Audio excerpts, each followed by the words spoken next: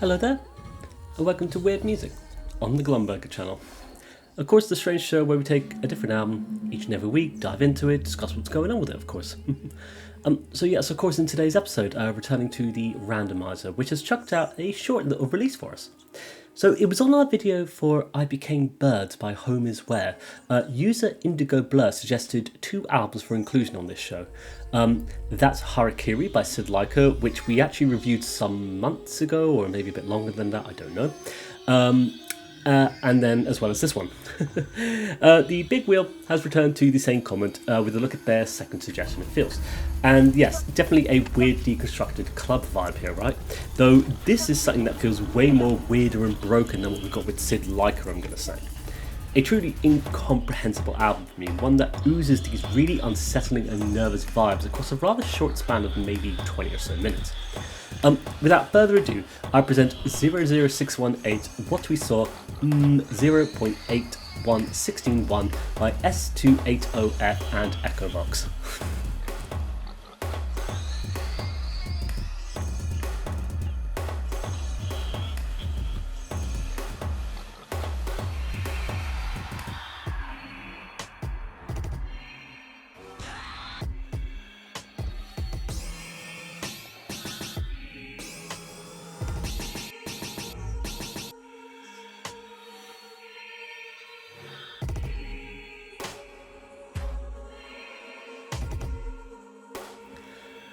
So let's of course ask ourselves, who are S280F and Echavox?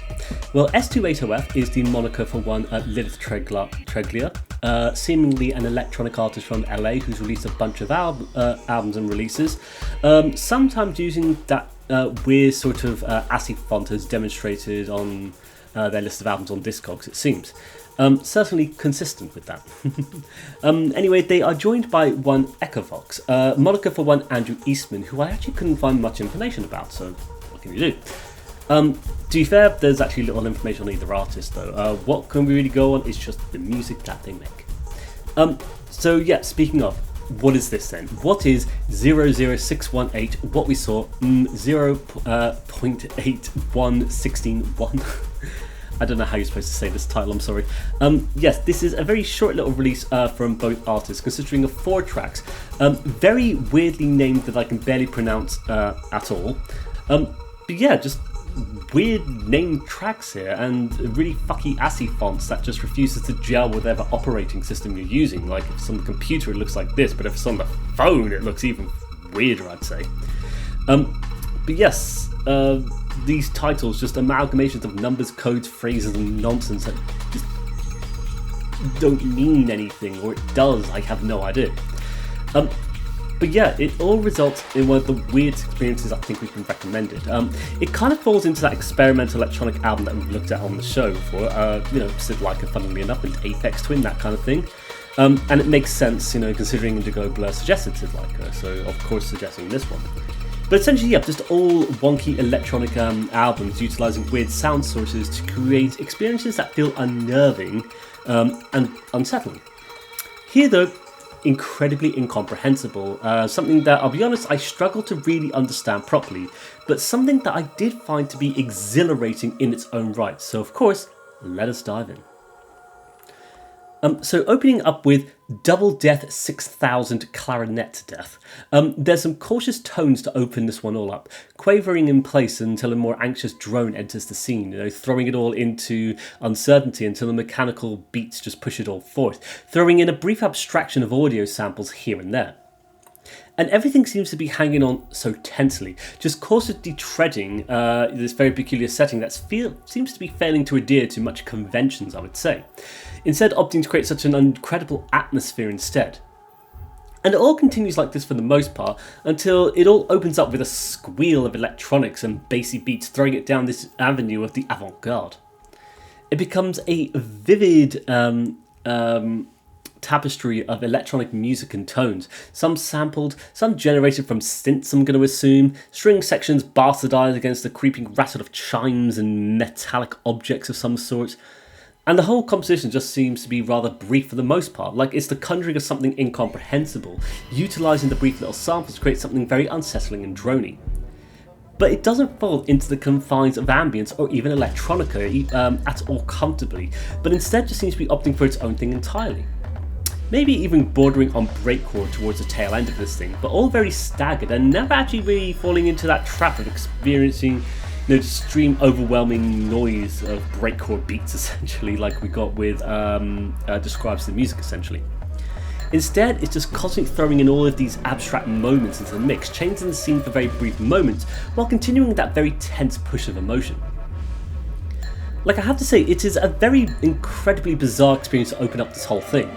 And the whole experience feels very decontextualised, as though the release itself is just glitching into abstraction, especially in the form of the track names that veer right out the dimensions of formatting, as we can see, right? It kind of captures some of the aesthetic of what we're going to be experiencing here. Something unclassifiable, an amalgamation of many different sounds combined in a very peculiar way that feels very unsettling and mysterious. Like, there's this playful element to everything occurring, though playful from the respective artist's perspective, as though it's the kind of thing that only they would enjoy, perhaps. And as an outsider here, it feels like we stumbled upon something very weird that really isn't for us. The kind of thing that only makes sense to them, which, to be fair, is the kind of thing I'm all for, actually. Like, I can't make complete sense of it, but I honestly don't think I'm supposed to. Like, we're kind of just strapped in for the ride, braving out the weather as though we try to make sense of the incomprehensible. And I think it's rather neat as a result. Like, to me, it kind of reminds me of those strange, creepy single-chapter mangas that you might come across when browsing creepy stories on the internet, essentially. The kind of stuff that gets under your skin as you delve deeper into it. And and I can only think that the rest of this album is just going to follow suit in this fashion, albeit in maybe of a more bizarre and unsettling fashion. So anyway, our next track of Tendril, A Body of Light. This is the one where the text really just fucks with the formatting, essentially. And especially on the phone, it just goes in all directions. But yes, here we get a very deep cinematic drone, a vocal passage saying something weird that I didn't really understand, and a repeat of that drone ebbing into space. And there's a very filmic aspect to the whole thing, sounding much more like an unsettling soundtrack to a Japanese horror films, maybe, made all the more unsettling and horrifying when you're bombarded with these really unusual sounds just zapping into place, all placed too loudly, these brief instances of high-pitched resonances and frequencies and stuttering loops going in all over the place, essentially. Like, it's weird because there's something oddly existential about it, especially with the way certain loops weave in and out of each other in an almost idiosyncratic fashion, set against this deluge of breakcore electronics that never settle down into anything tangible, but instead just throw the whole thing off course entirely. With other brief instances of sound becoming these constantly repeated motifs that play over and over and sort of form the crux of the track, but still not giving it any sense. Like, it's such a bizarre track, as it just seems to be straddling this fine line between horror soundscapes and breakcore electronics, but never properly adhering to anything. Hence why the whole thing, like the whole release, feels so unclassifiable, I would argue. Like, it's music that seems to be pulling brief instances of sound into these unusual structures, as the whole, and that as a whole, when gazed upon, result in nothing tangible, but is only confusing and esoteric. Maybe that's why it's oddly existential, perhaps, as hearing it just confuses me, as though I'm viewing something in my mind that I can't really make sense of or visualise properly. And gazing, it's some sort of, like, to me, like end-of-life stuff, as the brain is leaking DMT into your dying mind, perhaps, gazing upon visions that you can't comprehend, that just results in something. Well, you can't explain it, can you? It's so bizarre and weirdly uncomfortable, and yet I do find it very exciting at the same time. Like, you never know quite what you're going to be getting yourself in for, especially with any of the tracks, nor where either artist would be taking the music, the more it's all playing on. It's just a sense of constant apprehension and suspense that's oddly exhilarating at the same time, even when the soundscapes delve into those much more terrifying moments. So moving on to the third track, 666668881.1, Heaven Help Us, 80,000 Squeals of Dying Pigs.exe, crack? The names just break my mind. I was like, what the heck is going on here? I'm not sure what is happening here, because we actually have a different credit for this particular track. but why, I don't know.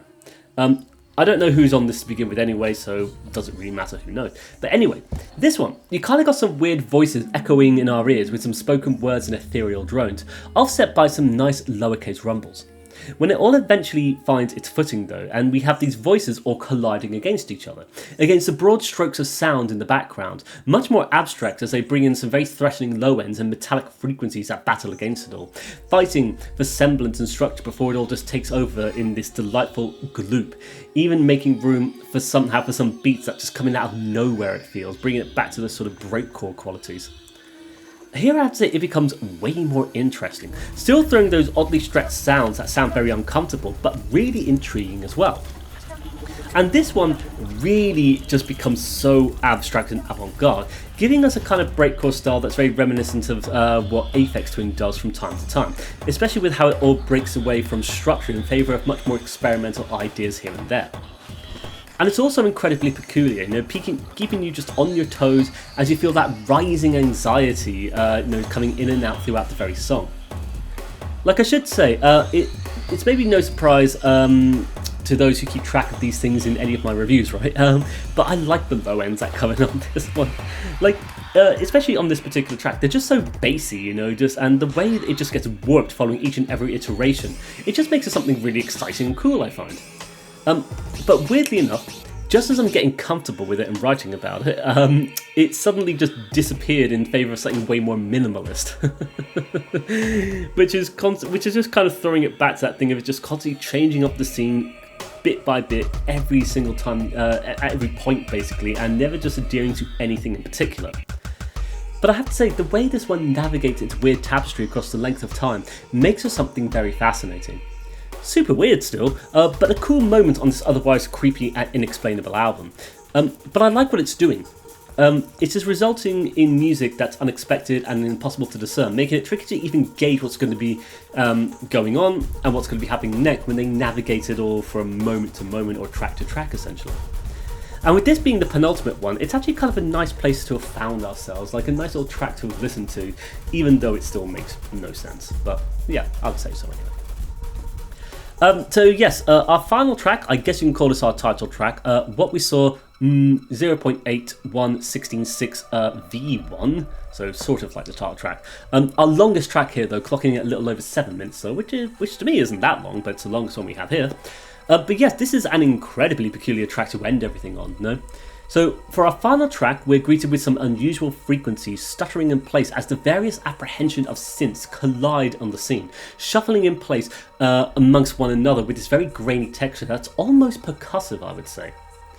And it kind of hovers in this place of stasis for an unusual length of time, before some electronics are dragged through these very unusual effects, creating space for even more stuttering loops that hover in place. And it becomes a sort of slow, sort of IDM track, I'm going to say, taking the beats and the brief semblances of sound and throwing them towards these very amongst these very peculiar filters that just warp the sound so weirdly. And even though it gives room for a much more straightforward beat on this one, offset by this panic-inducing instrumental accompanying it, alongside occasional fill from the drums though, it results in something that I think is pretty neat. We find, as it goes on though, especially when those drum machines come in, we find ourselves greeted by something way more tribalistic, I would say. This very unusual set of percussive beats that play on for a very long time though, all colliding against one another as voices and brief instances of sound are all presented with these very weird start and stopping effects, just coming in and out. It's all attempting to start this big electronic rave, right? But always being constantly interrupted, it feels. Like the effects of these narcotics, just warping your perception of time and just creating a stuttering effect, like having too much alcohol, perhaps. It's so peculiar, though, because it kind of gets under your skin as it occurs with this very unsettling atmosphere. And after everything we've had, it seems, that we're now in for what's turning into one of the more surreal and inexplainable parts of this whole album. What's very interesting is about maybe 2/3 of the way into this one, the whole thing just shifts and changes, or sort of anyway, where all of those stuttering loops sort of taper off, leaving room for this really ominous drone that hangs around for such an unusually long amount of time, it feels, creating space for these very sort of odd stretches of sound to hover in amongst the scene, accompanied by these unusual frequencies and textures, of course. and it somehow manages to capture even more of the apprehension and anxiety that has constantly been developing across the 4 tracks, placing us here, in this very foreboding landscape that feels very oddly liminal. Like it's all slowly just tapering off, it feels, letting the drone soundscape take all of those anxious, nervous feelings we've experiencing, and kind of just holding on for them for this rather unusual length of time. Like it makes for something rather fascinating, I'm gonna say, like the threatening low-end ambient drone that brings the whole thing to its unusual close. Like I think it's a really neat way to end the album, because after all of the chaos, calamity and chaos and weirdness that you've got, this is just such a really unsettling moment where your heart is just racing to this very weird, creepy, liminal vibe. Very fascinating stuff. Like, I've got to say, it's such a weird album to try and approach though. Like, as short as this one was, it's very tricky to write about, as the nature of the music was constantly shifting and changing, warping my perception in weird, unusual ways across the length of those tracks. Like, a lot of it definitely seems to be falling into that sort of abstract approach of electronic music, but definitely establishing its own unsettling and awkward atmosphere that is entirely of its own. Like, the whole thing is just this absolute trip of an experience, so barely 20 minutes in length and yet feeling like an entire lifetime of its own whenever you sit down to listen to the whole thing. Like, I don't know exactly what it's doing, but a lot of what is occurring here just seems to really be fucking with my perception of time, I'm gonna say, making it such a tricky yet fascinating one to review. Maybe because in the way, so many elements are repeated and looped over and over, going from experimental beats to abstract sounds and back again in a moment's notice, like it results in this experience that is very unsettling the entire time it all occurs. But because of that, I think it's really fascinating though. Like, it kind of comes to me across as like IDM vaporwave perhaps. But who knows? I don't even think that's a thing. But whatever it is all mostly unclassifiable. But what's very impressive is the creativity here. Like, the way our 2 musicians here have generated these very peculiar sound experiences that constantly shift and change in so many unexpected ways across the length of the album, like, is just truly amazing to me. Like, no matter how many times I've heard it, I just find it to be such a bizarre and enigmatic release. And it's the kind of thing, that my mind just captures minute occurrences of different occurrences each and every time I've heard it though. Like you'll notice like the brief instant of a sound, a voice or a drone or a beat or anything that you may not have noticed the first time you've listened to it, all creating such weird peculiar moments that make it feel so indescribable. Like I can't really put my finger on what is happening here. It makes no sense half the time. Adhering to no real genre and instead just being bastardizations of many forms and conventionary aspects, especially with how all these tracks have been named, which is one of the other fascinating parts of it all. But to go on a bit of a tangent about it though, what I find is the way it's all been presented, from the album's cover to the title tracks, all contributing to the larger image that the whole album's portraying.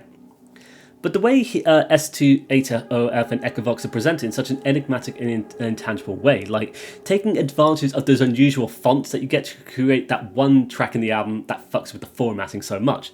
Like, I think it's a really awesome, genius move, as it adds to the overall surreal aspect of this album. Like, it's impenetrable aesthetic that forces you to be confused and unsure what is happening. Like, why on my phone does the track name spill out over the rest of them all? Like, even in Bandcamp and even in my notes document where I was writing this review on my phone. But then in Word, it doesn't do that, actually. Or even on the website, it doesn't do that. So it's just different whatever you're viewing it upon. Like, it just adds so much character here. Like, something more stranger than the unusual, inexplainable album art, basically. Like, I can't really make sense of it all. And I feel like it's been designed with that in mind, though. Like, it's meant to confuse the audience and leave them asking far more questions than they were ever going to get answered, perhaps. And I find the thing, as a result of that, I find it so delightfully strange, even though I can't make sense of it. Like, perhaps it's why this review, it makes the whole review a bit moot and a bit pointless. But then again, my end goal is always to express my personal experience of these albums when making these videos. And when that experience is just utter confusion and bewilderment, it results in videos that come out like this, for better, for worse, I guess. But with that, I think we have come to the end of our episode of Weird Music there. Super weird one to explore this week, but I can kind of see why Indigoblur suggested this one for the wheel. Such a strange and bizarre experience that packs a whole lot into such a short space of time as well, taking you across a very surreal and unnatural electronic soundscape that uses beats and tones in very weird ways, I'd say. It's definitely one of the more bizarre releases I think I have come across, and it all just sounds so weird and alien to me, and yet one of the more fascinating suggestions we've had on the wheel so far. I mean, there's nearly hundreds of suggestions on that thing, but this one really did interest me. Peculiar and unexplainable experience that is impossible to really discern, and that navigates across a very weird journey as it just drags you through the whole thing. Truly amazing, and I'm glad it was suggested, otherwise I just can't fathom how else I would have come across this one actually. So with that, if you've made it this far, I'd like to thank you for watching today's episode of Weird Music. Remember, feel free to make suggestions. The wheel will decide if we ever listen to them or not. We will see. For now though, I wish you all the best. Take care, and bye bye for now. Bye bye.